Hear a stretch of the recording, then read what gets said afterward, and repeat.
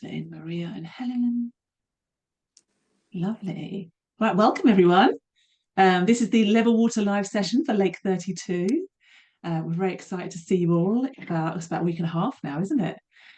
We started running these sessions. We found it's really helpful for swimmers to meet the team. So Lucy and Andy are going to be at Lake 32 with Ian, our CEO, and our volunteer coordinator, Kirsty, or Kiki, sorry, that's what she's known as. So yeah, we're just going to run through the swimmer briefing, which hopefully you've all had a little look at. We've sent it out on email and via the captain's WhatsApp. And then, yeah, a few little points that sort of come up in questions we're going to highlight. We'll speak about volunteers, accessibility.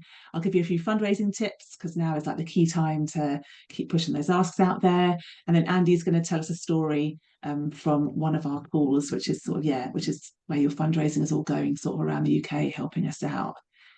So I'll do a little intro myself and then let Lucy and Andy take over. I'm Colette. Hopefully you've all been seeing the emails that I've been sending. I'm fundraising manager.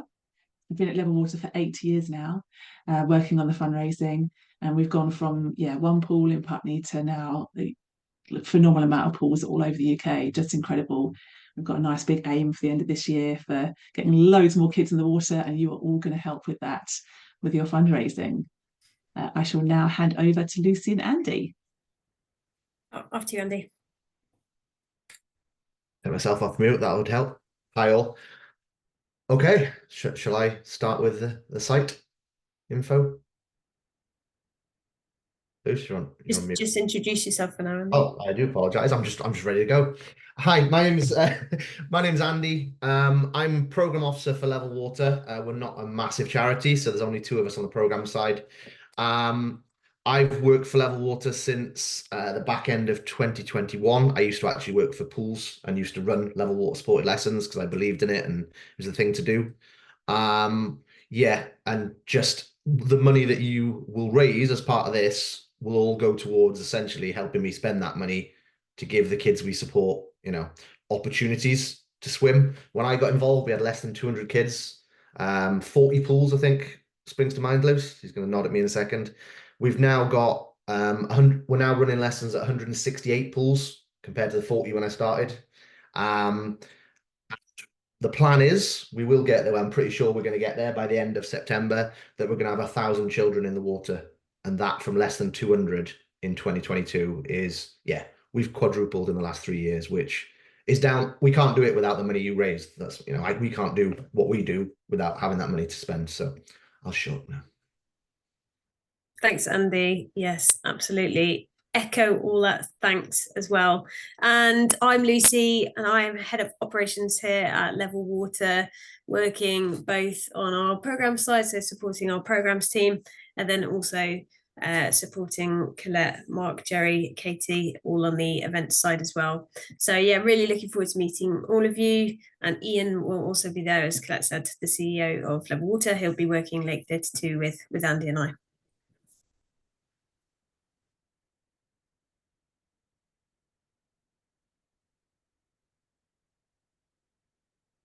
So Colette, would you like us to start and kick off? Yes, please. If you guys are ready, go for it. If anyone's got any questions, pop them into the comments box and I'll answer them. We will have a little break just at the end of the swimmer briefing. So if you have a question, either pop your hands up virtually through Zoom or pop it in the comments box and I'll get to it straight away. But yeah, Andy and Lucy are going to talk you through the logistics and what's going to happen on the weekend of your swim. Cool. I thought I'd already started about 10 minutes ago. So yeah. Okay. So I worked Lake 32 last year, which was the first year we ran it there. So I'm familiar with the site. So I'm just going to talk you through in terms of the actual site. You will have had a map, but I know we had a conversation prior to this meeting, just updated a few things that I know from experience. So we've asked that you arrive on the day of the event on the Saturday. If you can get to Lake 32 between 8:30 and 9:30. Basically, there's not enough space in Lake 32 as itself for all the parking. So we've purchased parking in the property next door, which is the country park. So if you can arrive between 8:30 and 9:30 and you go through the entrance to the country park, it'll all be set up in terms of parking. So you come in there. We're not going to do, this might be slightly different than what you've been sent. We're not going to do parking passes. If you can just take a screenshot of your active confirmation and just show that on the gate, then that'll be fine. that's just regular parking. And also if you've got a camper van, the parking will be separated. So the camper vans will be closer to the event area and the other cars will be a little bit further away. Just to, obviously we want you to try and get there for that time so we can park you in there, because after that, after 9:30, they will shut that gate and we'll have to bring everyone through Lake 32. The area is not the biggest and there'll be lots of people walking, milling around. So obviously we don't want many cars coming through there. Obviously, if you're running late, it's not an issue. We'll get you in, but just be conscious there's a lot of people walking around. Because of the size of the area, the parking field is at this end of this side of the lake, essentially. And where the camping is going to be is past the swim area, past the cafe, and the other side. There won't be any cars in the camping area for obvious reasons, and it's not big enough either. So there is a bit of a walk to bring your stuff from that top where Colette's got her arrow there, all the way down to the camping field at the bottom. It's about 400 meters. Many hands make light work, but if you've got some kind of trolley or whatever, I think we've got a level water trolley knocking around, so we'll try and have that on site as well. Just be conscious that you're going to have to bring your stuff, if you're camping, from your car down to the camping field. So you might have to make 1 or 2 trips. And obviously, if you're making them trips up and down, we don't want a lot of cars in between getting in people's way, okay? So try and be there, as I said, 8:30 till 9:30. If you are late, you can come in through that gate and just be conscious of people going around. As the swim area is on the map there, as you can see. If you're doing, if you're on VIP camping, or more importantly, accessible disability camping, that area is a lot closer. So you are able to park your car a little bit closer to that area. So where the loos are, those turquoise dots, the yellow square is where the VIP and accessible camping. So if you have a disability and you need, and obviously you're going to need your car probably closer to that, you are able to park on the side of the road there opposite. Okay. So when you get there, here in terms of the swim area, there'll be the entry and exit in terms of the pool. And as you go down, there's a big marquee there, and that's where we'll be setting up our HQ. So when you arrive, you can check in at the desk, just check your team in that you've arrived. Okay. We will provide you with 1 wristband. Talk about that when we talk about the swim, because it's really important, this wristband. One wristband and 1 hat per swimmer that's taking part for your team. Okay. We will have first aid, which will be right by the swimmer finish. And we'll also have the warming tent again, which is right by the swimmer finish as well. Okay. So if you need medical assistance, it's just go to where the swim finish is, or come to the tent where we'll be. Okay. Food and drink. There's a lovely cafe there that I racked up a bit of a bill last time I was there, if I'm perfectly honest, and let Ian pay it. It's open it's open till 6 p.m. and then open again at 7 a.m. So it's not 24 hours. It's not a McDonald's. There is drinking water available. There's a tap there where you can fill up anything, obviously, if you're camping and doing that. But it is a bring your own event, okay? We don't want too many cars knocking around. If you do need to leave site for any reason, obviously you can, but ideally, if you can bring everything you need so you can stay at site, because we don't want lots of cars going around when there's people coming out really tired in the dark, swimming, etc. Okay, so please try and bring everything you've got. Oh, Andy, yes. Sorry, Yeah. I'm on my phone, so I don't know how to raise a hand or something. It was just to let you know, I swim at Lake 32, and 2 of the ladies are keeping the cafe open overnight. So it is a McDonald's 24-hour then? It is a McDonald's 24-hour, yeah. 2 of the lovely ladies are doing an 8 p.m. to 8 a.m. shift for us. Wow. Thank you so much for that. That's Imagine very what I'm going to rack up. Yeah. And yeah. I've checked with them twice, and as recent as just last weekend, and they said absolutely they're doing it. Awesome. Thank you. Inside knowledge. So at Lake 32, there is an existing toilet and shower block. So there is the facility to shower, but it's not the biggest. There's only a couple of showers. So obviously, if you are going to go and have a shower and stuff, there might be a bit of a wait depending on people needing it, but there is that facility there. We've also got additional toilets, obviously like Portaloo sort of style, which will be by the swim area as well. Okay, so there will be enough toilets, and we will have some loos near the camping area as well. So there should be enough toilets. There is a facility to shower, but not many of them. Okay. Rubbish wise, obviously we're guests at Lake 32, and if you're open water swimmer, we're trying to be environmental. So just in terms of rubbish, just make sure there will be bins all over the place. If you do need a bin bag, come and see us. All right, let's bag up everything. Let's make sure when we leave the site, we don't leave any rubbish at site.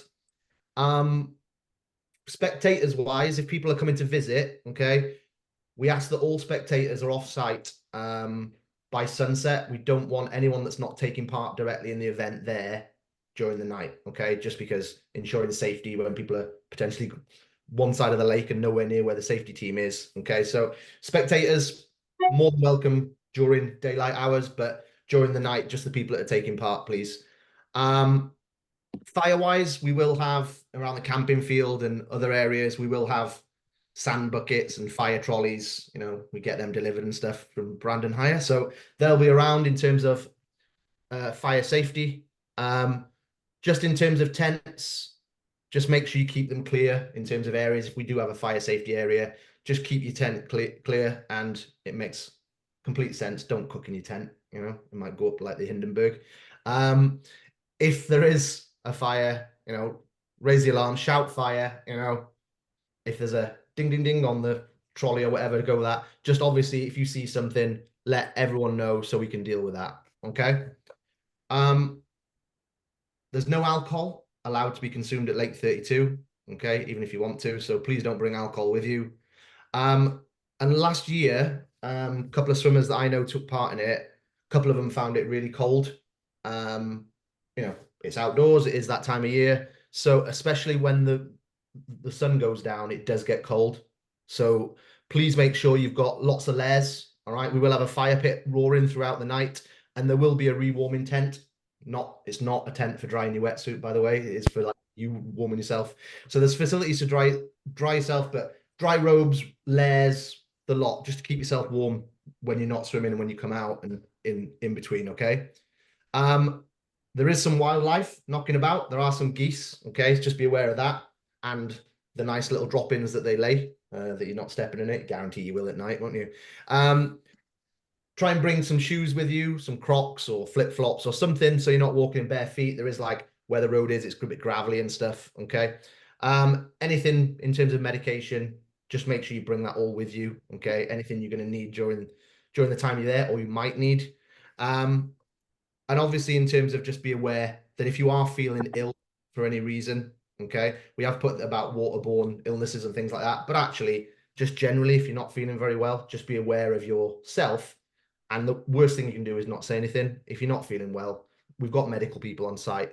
Tell someone, let them check you out, let them give you advice. Better to check it out, and then rather than be quiet and then someone have to come and find you afterwards. Okay. In the camping area, it is a 24-hour event. Oh, Luce, you're doing camping. What am I talking about camping for? I'm going to shut up. Yeah. Any questions on my bit before I drive on? Or Lucy drives on? No, I'll shut up. I'll move on, but all good. Great. I'm going to move on, but if you do have a question, please pop it in and Colette will answer it at the soonest. Yes, so camping. One thing to be mindful of with camping is just noise. Obviously, everybody's on different shifts throughout the weekend. So there might be people trying to sleep at kind of 3 p.m. to 5 p.m., just odd hours. So be mindful of noise. They might be sleeping at kind of different times to you. So if we could keep noise to a minimum through the campsite, that would be wonderful. Camping space. So the campsite, as Andy mentioned before, it's about 400 meters from the car park. So obviously you'll probably want to keep as compact as possible. So, please try and, I guess, kind of bring what you need. And in the campsite itself, please don't try not to spread out too much. We've got a lot of campers, we've got a lot of swimmers, and we really want to be really fair with our camping space with everybody. So there'll be quite a lot of people obviously moving around regularly through the night. The tidier we can keep the site, the better, so that people don't kind of trip up things.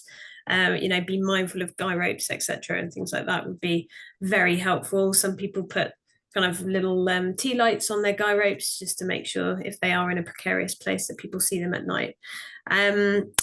If you can, there's going to be really clearly marked kind of fire gaps. Please keep those clear. of tents, just in case we need to get emergency vehicles in and out. We need to keep those clear. As Andy mentioned as well, please no fires in the campsite. We'll have the main fire pit going, so for warming throughout the evening. All good? Good. Cooking. So as we've heard now, we may well have food overnight being sold there, but this is a kind of bring your own event for food. So cooking only on gas stoves is permitted if obviously the grass is kind of protected, i.e., you know, put it on a kind of fire brick or a stove that's designed for kind of lifting off the ground. Please no barbecues, and be really careful while you're cooking. Man it, see it, watch it. Please don't leave it unattended. Don't cook inside your tent, probably a pretty obvious one. Bring hand gel so you can clean your hands before cooking and eating. We'll obviously also provide soap and hand washing facilities too, but please do wash your hands before you eat. You're responsible for bringing and responsibly heating your own food. And then if you are planning on cooking on site, we have a kind of fire safety advice link as well, which will be in the briefing doc sent to you. So please take some time to read that as well. Nighttime lighting, we really want to keep the site as dark as possible, just because, you know, it's an overnight swim. We want to kind of make it feel like nighttime. So bring your torches, your lamps, head torches. We will have kind of big lights if needed, obviously, if we need to get emergency vehicles in and out, but as much as possible, we're going to keep lights off. So please bring your head torches, get your batteries sorted. And then access wise, so on the campsite, all supporters, so if anyone's coming to watch you, they must be off site by sunset, as there'll be too many people on site to manage overnight. And obviously they can then return for sunrise in the morning. I'm going to hand over to Andy now to do the swimming bit. Okay, so swim, that's what we're there for anyway, isn't it? Okay, so this is like obviously in terms of the most important bit, because that's what we're there to do. Obviously while we're doing the 24-hour swim, we just need cooperation. There will be volunteers helping out as well, but there'll be a lot of people involved in terms of changeover. You think about all the people coming out of the water, all the people going in. It will take some time, so please be patient, because we have to check people out, check people in terms of safety. So just be patient, be kind. People are trying the best that they can, especially in the early hours. If you're anything like me, if I've not had my 8 hours, I'll get a bit grumpy. Just be clear that it's not a race. So if you're not first in the water hammering along, that doesn't matter, because it's not about that, okay? It's about taking part, and actually half the time queuing up in the tent and having a joke with the other people that are going in is the best bit of it. Doesn't matter who goes in first. We're not timing people. When there's no awards, there's no medals. Okay, I'd love a medal, but there's no medals. So just take your time. Do what you want to do what you can do, and it's about just being part of the event and the endurance part of it. Everyone who's taking part, you might be an open water legend, but not everyone is. Some people might be doing it just to, it sounded like a good idea at the time. And they've not done any open water swimming. That's fine, because we're all in it together, but just, be patient, be kind. If someone is struggling and you identify that, stick with them, help them out. It's about being there for each other. Not everyone might be as good as you. Just in terms of going into the lake, this wristband, I said at the start, why it's so important. You got this wristband. The wristband essentially is what we use to know that each team member is in and out the lake. So you can see I'm a pool swimmer, can't you? So with that wristband, okay, you must not go in the water unless you've got your team's wristband on. And when you come out the water, you must make sure that wristband is passed to the person who's manning the tent in terms of the exit, just so we can make sure it's recorded that you've come out and the other person's gone in. You don't disappear off and we have to ring up your team and wake everyone up, and it turns out you just sat having a barbecue. Well, not a barbecue. You sat eating food with a wristband on, okay? So make sure that wristband is on and you hand it over, okay? But you need one to go in the water. Nighttime, we need your tow floats and your lighting in terms of a white light and a red light. If you can make sure you've got those beforehand. I know we've got a bit of a supply, but please don't rely on us to be bringing them for you. bring a bit of a stock, but it's not going to be enough for everyone. So please purchase those. Colette can point you in the right way in terms of links. If you need links for where to get them from, I don't think they're that expensive.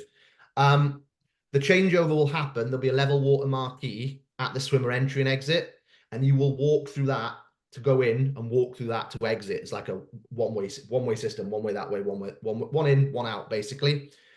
Before entering, you've got to show your hand number, okay, to a member of the team so they can check you in and they can make sure you've got your team's wristband, okay? Really important, because if we're missing a wristband, it means we're missing a swimmer, okay? So please make sure that's really key. I don't want to be around after people this year. Right, so don't enter the water until we tell you to. Remember, it's not a race. You know, lots of people during the night said to me stuff like, don't worry, I'm in no rush, which kind of makes sense, you know. At night, make sure you wear, as I said, toe float, correct lighting. All light must be static, not flashing. It's not a disco, okay? Wear your white light on the front, and then your colored one is on your toe float, okay? There is a swim route, so please follow that. It's not, you know, freestyle. You know, you swim up that side around the boys, okay? And with 10 minutes remaining, basically, there's lights we have. Hopefully, we'll have these. We light up the tent and we change the color of lights 10 minutes from the end of the hour. So when you're swimming around, you can see the color of the light and you know it's time to come in. Also, we'll get the safety crew to tell you it's coming in, okay? You come out the lake, the beach, and you come out through that tent again, okay? There may be some stints, depending on whereabouts you are on your loop of the lake, that actually you've only done 50 minutes. Or actually, if you're in the wrong bit, you might do a little more than an hour. But again, not a problem. When you get round to that point, you can come out at that point, okay? If we think we're about to change the color of the lights and someone's coming past and they're not very fast, we'll make the call to like say, yeah, come in now. You know, there's no point you going all the way around, just to save everyone time. Because we're waiting for people to come out, you might be waiting for a member of your team to come out and they're halfway around. Just because you're at the front doesn't mean you can go in and at the front, because you've got to wait for your team member to come out and hand over the band. So just be ready for a wait and have your, I'm sure you'll have a team member there with you. You can hand your dry robe to, that's been keeping you nice and warm. Okay. You can swim for an hour, but you don't have to swim for an hour. Okay. It's meant to be a fun event. It's, you know, it is endurance, but it's not meant to be killing yourself to achieve it. Okay. So if you're feeling really tired, you know, I've seen people go in, just do one lap and come out. That's fine. As long as you hand your band back and you tell us you're coming out, that's fine. So there's no expectation that you have to stay in for an hour. And obviously if you're not feeling very well or fatigued, then obviously, you know, we're going to get you out. If you are swimming more than an hour, you decide to do back-to-back stints for some random reason, then we will need you to come out after the hour just so we can check you out and check you back in and make sure that you're all right to go back in for another hour. Okay. Talked about the wristband. Energy gels, talked about before. Litter, if you are using energy gels and you take them in the water, make sure you tuck them in your wetsuit. Okay. We don't want energy gels floating around in the lake. Colette, is anyone doing a mile an hour? Did we find that out? We do. Yeah. We have 6 people signed up to do it. Okay, so a mile an hour basically means you are going in every hour. Okay, and you'll start at the same time. You'll start at the start of that each hour. When we start the swimmers in, you'll go in. Okay, but you'll swim for a mile, which basically is 4 laps of the lake. Okay, then once you've done your 4 laps, you'll come out. You've got time then to warm yourself up, you know, refresh yourself and get ready for your next hour. You can do that for as many hours as you want or as you can. All right. Hopefully you do 24, but let's wait and see. Let's see how you feel in the early hours. If you're taking it on as a team, it's the same sort of thing, 4 laps. But remember, you need to hand your band back in just so we know you've come out. Okay. The course is set up with swim buoys. It is roughly, in brackets, 400 meters. So that's why we're doing 4 laps to try and around a mile of a swim. Okay. Night swims, actually, I think Lake 32 was the first 24 I did. At night, it's great. Actually, watching swimmers go round at night and the lights all around the lake is really nice. Okay. We want to keep it as dark as possible, but okay, it can be a bit scary in terms of swimming in the dark. if you're not used to it. Probably not something I'd be signing up to, if I'm perfectly honest. I think I've surfed in the dark. So just watch out for each other in terms of that. Obviously, we'll have the safety crew. You've got the lights on, so you're visible. But try and stick together. Was there a question there? No. You're not on mute. No, that's fine. So yeah, just try and stick together. One of the things I saw last year, it's not in the brief, but I'll say it, is at night they've got like little like crayfish that are in the lake. So when you go in, you'll see, and it's all lit. When you light it up, there's little crayfish on the floor. So watch where you're standing. I've seen a couple stand on a few, but let's be honest, they get out your way if you take your time. So as you go in, you might see those at night. You'll be well lit up. Obviously, as I said, the safety team are in the water on kayaks and things. They'll be following you around. Okay. And night, in terms of when do we need the lights? It's defined as sunset and sunrise. Probably the best time to watch the swim, if you're not swimming it, is like during the night and being there for sunrise. Okay. So the first hour of night, we'll say from the next hour, from this hour, it'll be lights on it. Lights are required, and then we'll say this is the time then that lights won't be required. But obviously at each hour you'll know that. Okay. Talked about the water temperature, air temperature. Okay. You will get potentially cold, so we just need to be aware of that and just be aware of how you're feeling. All right. Don't try and tough guy it out. Okay. If you're feeling cold, you're feeling cold. So take actions to deal with it. Tell your team, tell the volunteers, tell us, let us know. You don't have to continue your swim. If you're feeling cold, knock it on the head. Let's get you out. Let's get you warmed up. Let's get you in the warming tent. If you need it, let's get you medical attention. Get a dry robe on, get a warm drink. Okay. Even if you go in, and you just do one lap and actually say, yeah, no, I'm freezing. Well, don't carry on doing another lap. Let's get you out. Let's get you warmed up. All right. It's not meant to kill you, this event. It's meant to be fun. Okay.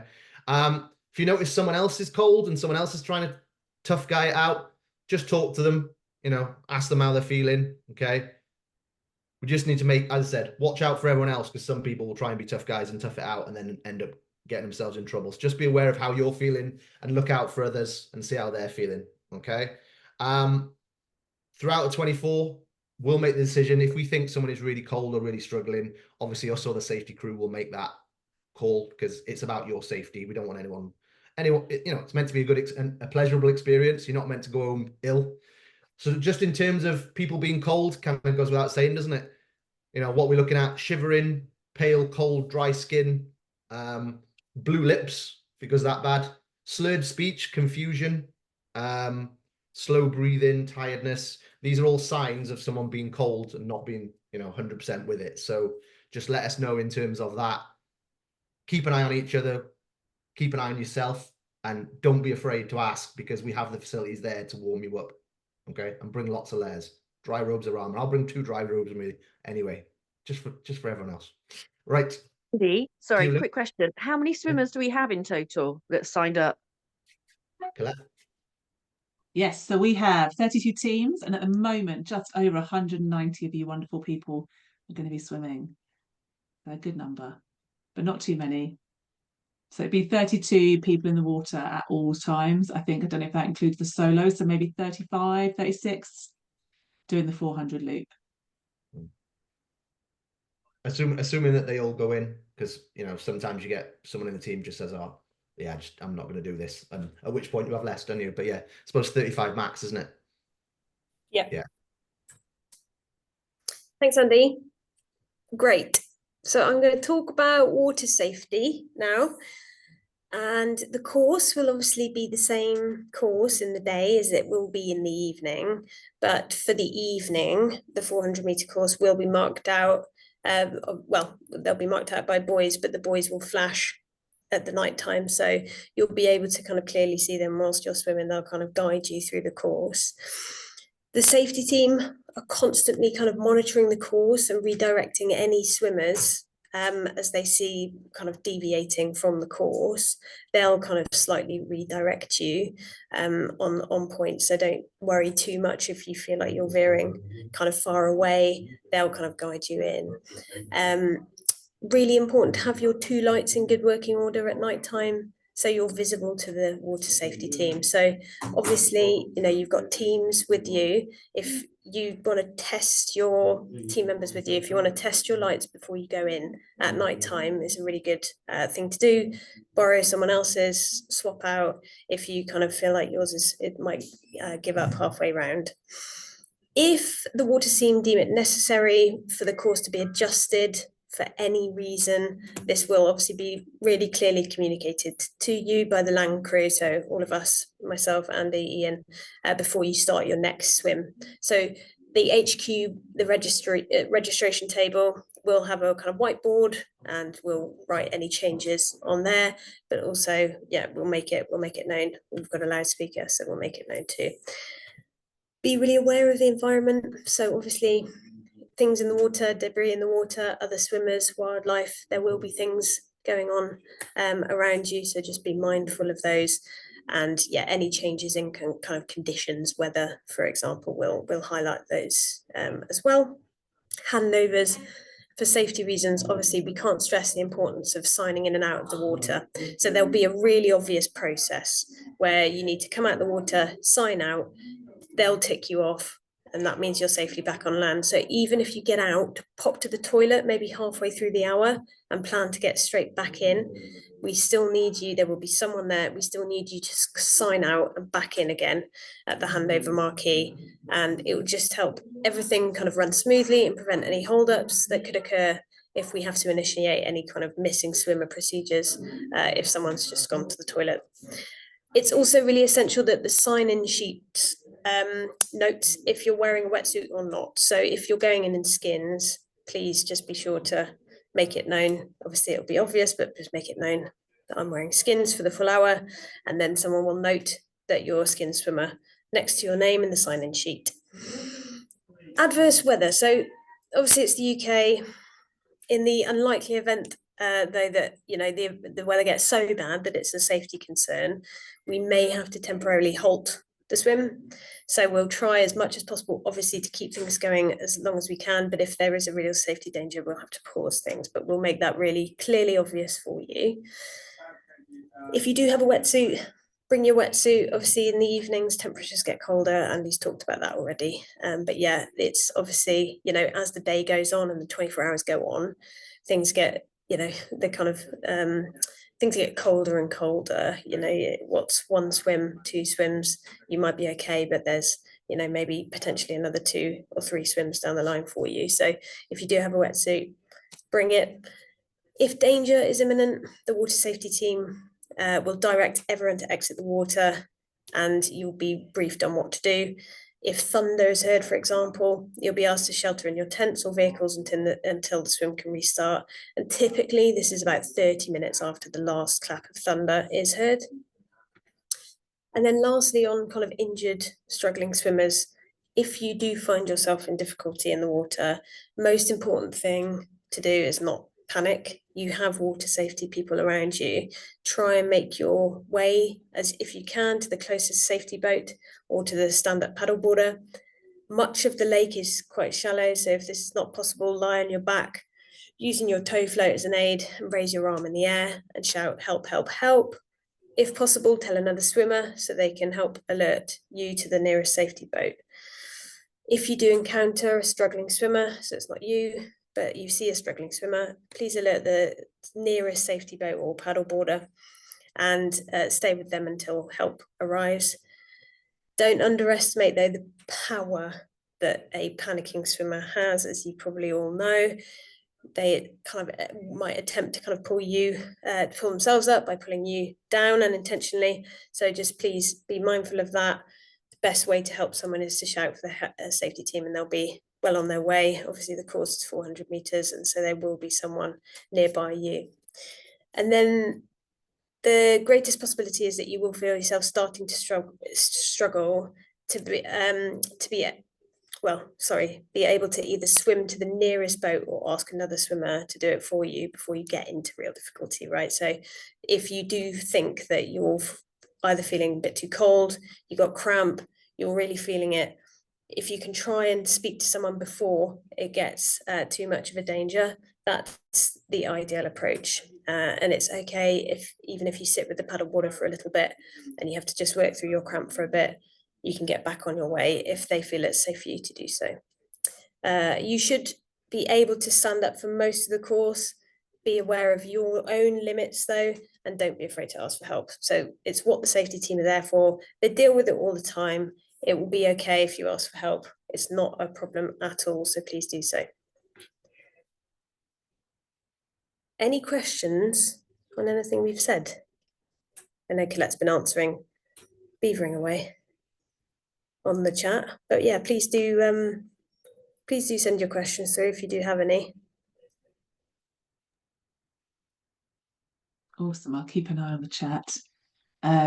We also, our events are successful mainly because the people that help us run them, and they're the volunteers. We would love a few more people to help us out at this event. If you've got any friends or family coming, you can also help out in between shifts. I'm going to pop a link in the chat. It's really fluid and easy. There is a structure to it and a time, but you know, if you can help out for an hour, let us know. You can let us know on the weekend. Absolutely fine. We definitely need a bit of a hand with swimmer in, swimmer out sometimes. So if you're hanging around and we sort of grab you to come and give us a hand, it'll just be for 5 or 10 minutes. Then you can sort of, go back to the fire pit and chilling and chatting with your fellow swimmers. But yeah, we just need a bit of a hand on the day doing everything, and it's really appreciated. We'll have a little beanie if you want to give us a hand, or another little gift, just as a tiny incentive. And also the guys have brilliantly spoken about the map. We do have an accessibility camping and parking. Jerry has reached out to everyone. If you haven't spoken to Jerry, please send her an email, send me an email, drop us a WhatsApp, give us a phone call, and we will sort something out for you. We've set up a committee this year to deal specifically with ensuring our events are accessible for all swimmers. You know, we work with children to make swimming accessible. We want to do the same for all our events as well. So please come forward and let us know if there's anything we can do just to make your event and your swim more enjoyable and easier for you. Through to the fundraising. You fabulous people have raised £15,000 already. That is just phenomenal, like incredible effort from you all. It's so amazing to see it, and all the pages being set up and the teams and the sharing on social. We've got about a week and a half to go. This is like a great time to keep pushing your story a little bit more. This is a real peak we see, like leading up to events. Like people get really supportive. They want to support what you're doing. They want to donate to the cause. I think being a swimmer and what we do, there's an amazing link, and you guys just get it incredibly well and just tell our story beautifully to the people that support you. So please keep doing that. The joy with the 24 as well is that we've got all weekend, so you can keep sharing stories on your Insta or drop a little WhatsApp broadcast to your family and let them know how you're getting on.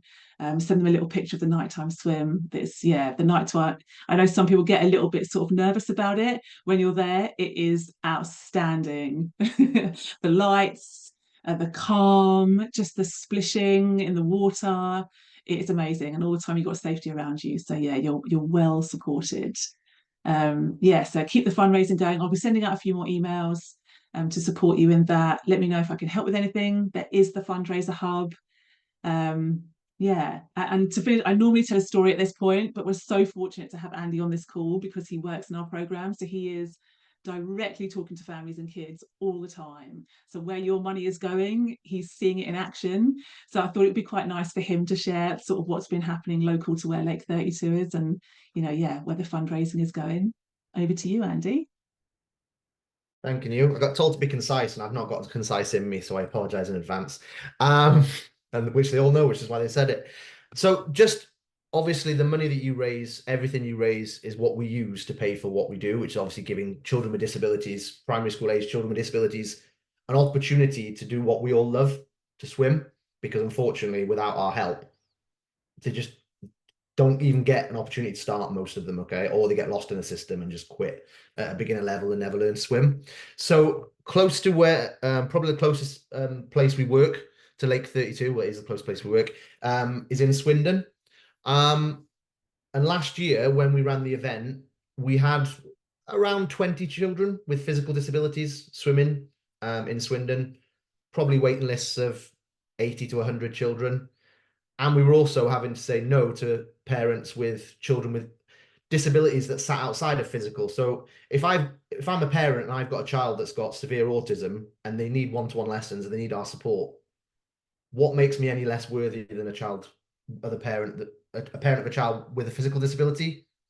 Nothing, as far as I'm concerned. You're asking for help, but we weren't able to meet that demand. And since last year, the money that's been raised, obviously this and other events last year, we've been able to put in, we are funding to send inclusion teachers at 2 pools in Swindon. So we've got the capacity. We're already up to 44 children, so we've more than doubled the number of children we can support since this time last year, and we've got capacity to probably double that again to go to 80. A send inclusion teacher is basically a teacher that is funded by us who is a specialist on disability, and rather than having a 1 slot here and a 1 slot there, this person does 15 hours a week where they're at that swim school. They can meet the child, meet the parent, ascertain their needs, and they either support that child in whichever way that child needs that support. That might be a 1-to-1, it might be a 2-to-1, it might be a small group. It might be that send inclusion teacher supporting them as a 1-to-1 or a 2-to-1 to take part with other children in a mainstream group. It's all about what that child needs.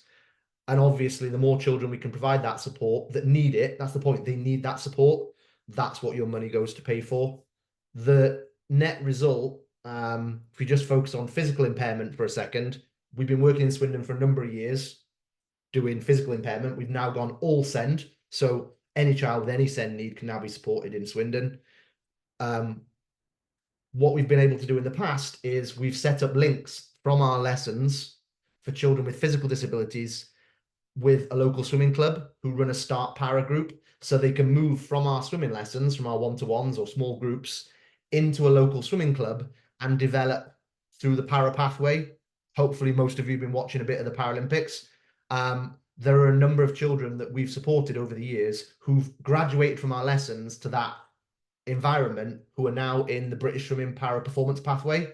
Not sure I know we've got a couple of people who used to support doing other sports at the Paralympics, but pretty sure a couple of the swimmers who we've supported in the past will be at the next Paralympics. And they wouldn't have had that chance to get started and pursue their dreams now without people like you funding. So, thank you for what you do, because without you, I can't do what I do, if that makes sense.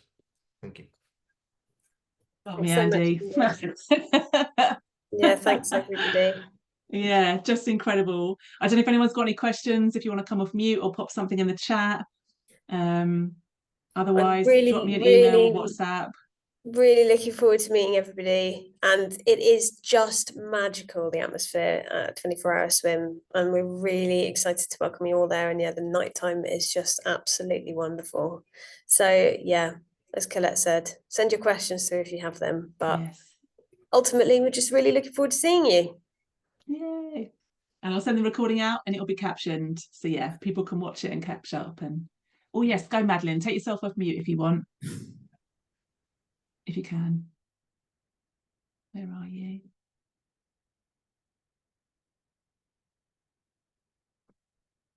And ask a question, Madeline.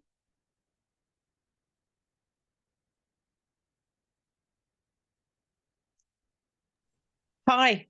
Hello. Hi. I just want to say hello. Yeah, I'll see you first thing on Saturday morning. I am one of your volunteers. Yes. Yeah, we're all looking forward to it, and everything we've been getting so far has been so helpful and useful in preparing us for the weekend. So thank you from me and from our team for everything that you've done so far. Madeline, that means a lot. Thank you so much. Okay. Yay. Awesome. And thanks for volunteering as well. Appreciate that. Yeah. I think we were chatting earlier, maybe, Madeline. Yes, we were. Lovely to hear you. All right then. Awesome. Have a great evening, everyone. Thank you so much everyone. for attending. And we'll see you soon. See you soon. Good luck. Bye. Bye. Bye. Bye.